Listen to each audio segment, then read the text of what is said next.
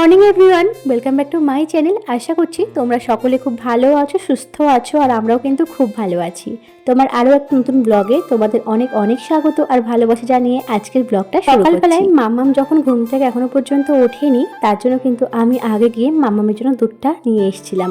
আর তারপরে এসে তাও দেখলাম মাম্মাম ঘুমোচ্ছে, তার জন্য একটুখানি জল খেয়ে নিলাম। আর তারপরে দেখো মাম্মাম ততক্ষণে উঠেও গেছিল। মাম্মামের পাপা না ডিউটিতে যাচ্ছিল, তার জন্য কিন্তু মাম্মাম গিয়ে ওর পাপার গাড়িতে একটু জল দিয়েছিল। আর হ্যাঁ, মিঠির কিন্তু এখন 22 মাস চলছে। মিঠির 22 মাসের ডেলি রুটিনটা তোমাদের সঙ্গে আজকে শেয়ার করব। প্রত্যেক দিন যেমন আমি করে থাকি, মিঠি ঘুম থেকে ওঠার পরপরই কিন্তু ওকে একটুখানি আমি জল খাইয়ে দিই। আর দেখো দুধটা এখন আমি জাল দিয়ে দিয়েছি। আর আজকে কিন্তু মিঠিকে আমি ওটস রান্না করে খাওয়াবো। তো কী কী খাওয়াচ্ছি না খাওয়াচ্ছি সেই সম্বন্ধে তোমাদের সঙ্গে আলাদা করে একটা ভিডিও আমি শেয়ার করে দেবো।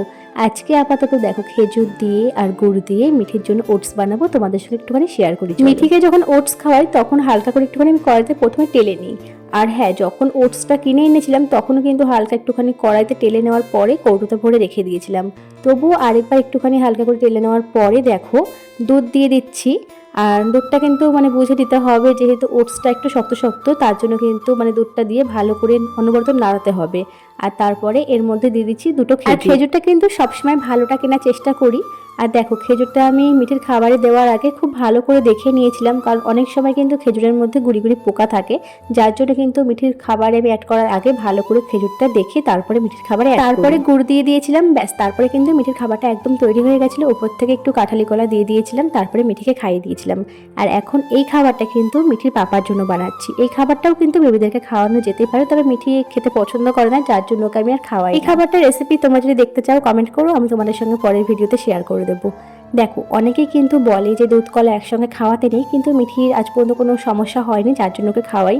অনেকে বলতে শুনেছি যে গ্যাস হয়ে থাকে দুধ কলা একসাথে খাওয়ালে, তো এটা আমার জানা নেই বা মিঠির কোনো সমস্যা ঠাকুর ইচ্ছা হয়নি, যার জন্য আমি বলতে পারবো না। তোমরা যদি জেনে থাকো একটু জানিও। মিঠির পাপার জন্য না খাবারটা পরে পাঠাচ্ছিলাম, যেহেতু সকালবেলার হয়ে সারেনি, তো তার জন্য কিন্তু মিঠির পাপার জন্য খাবারটা আমি রেডি করে এই যে টিফিন বক্সের মধ্যে ভালো করে ভরে তারপরে পাঠিয়ে দেবো। এই যে এই স্ট্যান্ডটা তোমাদের সঙ্গে অনেকদিন ভাবছিলাম শেয়ার করব, কিন্তু কিছুতেই শেয়ার করে ওঠা হয় না। তো দেখো স্ট্যান্ডটা এত ভালো হয়েছে না, ফ্লিপকার্ট থেকে এসেছিলো, তো আমি ভাবতেই পারিনি যে এটা এত ভালো আসবে, যার জন্য তোমাদের সঙ্গে আরেকবার আমি শেয়ার করি। এই দেখো এই যে কুলেখাড়া তোমরা দেখতে পাচ্ছ, এই কুলেখাড়া শাকগুলো কিন্তু প্রায় 1.5 সপ্তাহ আগে আমার বরমশাই আমার জন্য এনেছিল, কিন্তু কিছুতেই আমার আর খেয়ে ওঠা হচ্ছে না, সময় হয় না। আসলে সবার খেয়াল রাখতে রাখতে নিজের খেয়াল আর এখন আর রাখা হয় না। তো যাই হোক, আজকে দেখলাম পাতাগুলো অনেকটাই পচে গেছে, যার জন্য একটু বেছে ধুয়ে তারপরে রস করে সেদ্ধ করার পরে রসটা করে আমি খেয়ে নিয়েছিলাম। আগের দিন সন্ধ্যাবেলায় না মামা আর মামি আমাদের বাড়িতে এসেছিল, রাতটুকু ছিল, মিঠির জন্য এতগুলো খাবার নিয়ে এসেছিল। তো যার জন্য কিন্তু আজকে একটু বেলার দিকটাতেই মিঠিকে একটু ফল কেটে দিয়েছিলাম, ওকে খাওয়ালাম। আর প্রায় সময় কিন্তু সকাল 10টার দিকে মামাকে একটু ভাত খাইয়ে থাকি, যেমন আগের ভিডিওটা দেখিয়েছিলাম তোমাদেরকে। কিন্তু আজকে সকালবেলায় তাড়াতাড়ি করে মামাম ঘুম থেকে ওঠেনি, একটু দেরি করে উঠেছিল, তাই জন্য কিন্তু ওটস খাইয়েছিলাম। নয়তো একটু তাড়াতাড়ি ঘুম থেকে উঠলে সকাল 10টার দিকে একটুখানি ভাত খাওয়াই। যেহেতু সকালবেলায় যদি 10টার দিকে ভাত খাইয়ে দিতাম, তার জন্য কিন্তু আর বেলার দিকে ম্যাডাম একদমই খেতে চাইতো না, তার জন্য শুধুমাত্র একটু ফলই খাইয়ে দিয়েছিলাম। এখানটায় মামামের জন্য আমি খাবার বানাচ্ছি, আলু দিয়ে পটল দিয়ে একটু ডিমের ঝোল বানাবো ওর জন্য। আর এখন না একদম হালকা তেল মশলা, যেটা আগে বানিয়ে থাকতাম ওরকম করলেও একদমই খেতে চায় না, একটু বড়দের খাবার বেশি পছন্দ করে, ওরকম করে করলে একদমইও খেতে চায় না। তবুও খুব হালকা মশলা দিয়ে কিন্তু ওর জন্য আমি খাবারটা বানাই। তো লঙ্কাটা তোমরা দেখতে পাচ্ছ, ওটা না দিলেও খেতে চাইবে না, একদম ঝাল খেতেও পারে না, আবার একদম যে ঝাল ছাড়া তরকারি যেটা হয়, লঙ্কা পুরোপুরি না দিয়ে যে তরকারিটা হয় সেটাও খাবে না।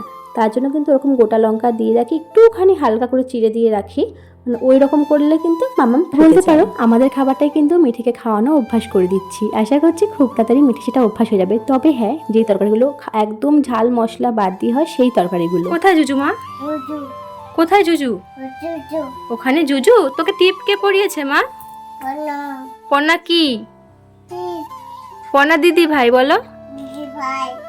ভালো টিপ পড়িয়েছে, তাই না? মিঠিকে তো স্নান করানো হয়ে গেছে, আর এখন আমি স্নান করে চলে এসেছি। আর তারপরে না আমি এখানটায় মিঠির খাবারটা একটুখানি গরম করে নিচ্ছিলাম, যেহেতু একটু তাড়াতাড়ি করে খাবারটা বানানো হয়েছিল। আর দুধটাও কিন্তু জাল দিয়ে দিচ্ছি। আমি কিন্তু প্রত্যেকটা দিন কিন্তু মামামকে খাওয়ানোর পরে দুধটা জাল দিয়ে রাখি, যেহেতু সকালবেলায় মানে জাল দেওয়া হয়, তার জন্য কিন্তু বেলার দিকটাতেই মিঠিকে ঘুম পাড়ানোর আগে আবার একটুখানি জাল দিই। বিকেলবেলায় মামাম ঘুম থেকে ওঠার পরে না বেড কভারটা চেঞ্জ করেছিলাম, আর খাটটাও খুব ভালো করে একটু পরিষ্কার করে নিয়েছিলাম। আর সন্ধ্যাবেলার দিকটাতে খুব মন চাইছিল পোলাও খাওয়ার জন্য, আর মাংস তো বাড়িতে আজকে হয়েছিল, যার জন্য কিন্তু পোলাও বানিয়ে নিয়েছিলাম।